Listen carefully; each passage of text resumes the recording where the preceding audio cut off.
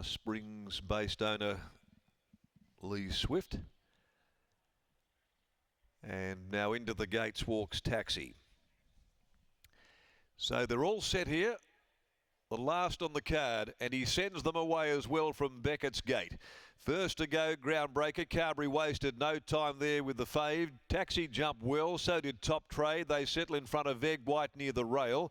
And over on the outside, then Shadow Girl presses on, gets up about better than midfield soon after the start, being followed then by Savvy Dan, drifting back inside of Floppy and Darnray, who'd found itself 3 off the fence. Further back is Le Grand Risque, Run Like Fire, and dropping out to last is Cochin. At the 1250, they start the run onto the riverside of the course. Top Trade, given its head around the outside, has gone to the lead now for Durun. It's Top Trade that clears out a length and a half. Groundbreaker with the pace right on.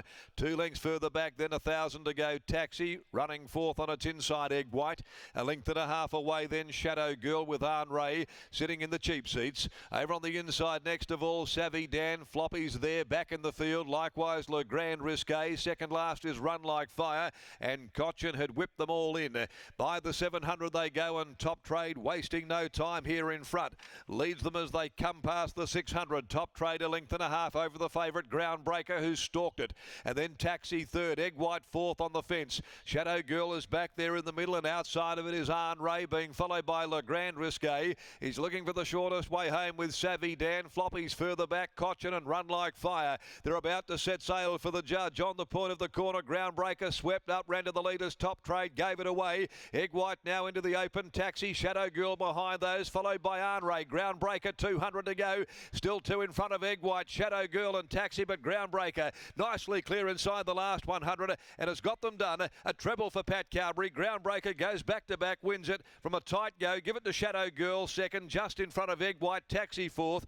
A good run by Cochin coming from last in front of Arn Ray, who battled hard after sitting deep all the way. Followed home by Floppy, Le Grand Risque, Savvy Dan and Run Like Fire. And Top Trade knocked right up to finish back there, stone motherless last, at its first up run this preparation.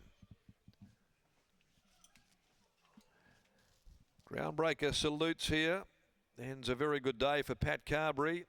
Third leg of a treble. Groundbreaker. Successive wins now here at 1800 for this Almaher 3-year-old, trained by Ted Martinovich. Won the battle for the lead comfortably, but was quite happy to concede Carberry to Top Trade, who was very, very fresh with the shades on first up. Headed him off, and he just simply sat behind him in the slipstream and then put paid to them at the top of the stretch. Groundbreaker with his 4th win from 20 by Almaher from Theophania for M. Epis and Dar Harper. And Pat ends the day on a great note with the 3rd leg of a treble.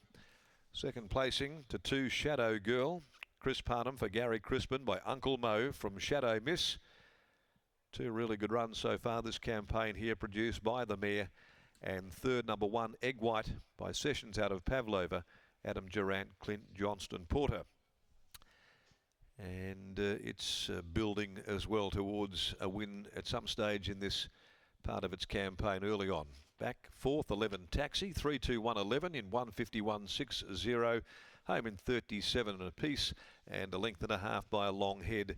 The official margins there to our final race today. So a treble for Pat Carberry, a double for Chris Parnham as well through the course of this 7-event program. Well, Teddy Martinovich has just made his way down into the winner's enclosure, and he is there with Britt Taylor to bring us home after the last. Thanks, Darren. Yes, I've got Ted here in the yard. Ted, we spoke pre-race, and you were confident about how he had come through the run, and the question mark was around how the race would be run. We know last start he found the front. You thought that there was going to be a fair bit more speed in the race in terms of some other horses to take up the running. What were you thinking in the early stages when you found the front, but then all of a sudden you had one to your outside putting on a fair bit of pressure? Well, I was always a bit concerned when the horse got on the outside, and I thought, you know, he'll get a bit keen, and then if they front him off, well, then he's got to try to fight him off. But lucky enough, Paddy let the horse go to the front and give him a nice perfect run behind. I think he rode him quite perfect, to be quite honest, yeah. You did say that often he can be a horse it's good when there's something there for him just to chase, to keep his eye on the task. Did it just work out perfectly? As it worked out, it couldn't work out any better. Yeah, it worked out great because that, you know, he's a good chaser as well. So when he got to the front, and he keeps going. That's a good thing with him, I think, for sure. You raised the one question mark on you don't know off 9 days exactly how they'll come through, but I think he answered that today. Well, answered no problem. Done it very well. That's right. Yeah.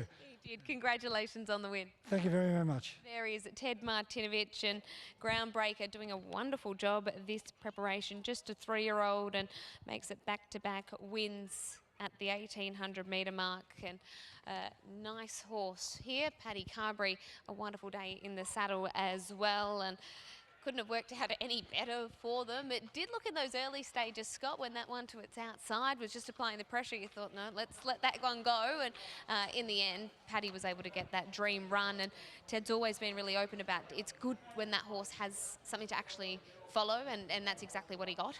Exactly right, Britton. It's probably an underrated win today. He went around favourite and looked a deserving favourite, and he's got the job done as a 3-year-old, beating the older horses with 59.5 as well. So he's actually crept up there in the weights, but he's made it back-to-back 1800 metres Class 3 wins. So you'd have to imagine now that they'll go and find a graduation for him opening day at Belmont Park next week. So you transfer across to a fresh pad, and so for Groundbreaker, I'm sure they'll be thinking about what stage they tip him out. But while there's still West Speed bonuses on offer, you'd definitely be tempted to push on with him. And again, next year when they bring him back as a 4-year-old, he'll probably be ready to win over 2,000 at that stage. And of course, the West Speed bonus extends to 4-year-olds at 1,800. Bad news, not a West Speed horse. Oh, that's going to hurt. I thought he was an Awesome Rock. There you go. No. Maybe I was thinking of Diamond Blue. He's an Awesome Rock. Must have. So that's not going to help them there, and it means that there'll be more competition sticking around, because you know that at the back end of that 3-year-old season, everyone is chasing the West Speed bonuses there. But nonetheless, he's a soft track winner and a place getter as well, so you know he'll be good at Belmont. Here's Paddy Carberry. Yes, he certainly is at the third time today. Paddy's ridden a treble here. Congratulations first and foremost on that, Paddy. But this horse is certainly going through the grades quite nicely and starting to show a fair bit of versatility as well. Yeah, he.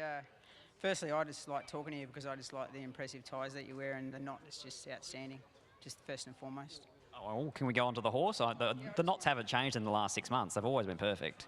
I just wanted to bring it to everyone's attention. What about this horse today? He copped a bit of pressure early.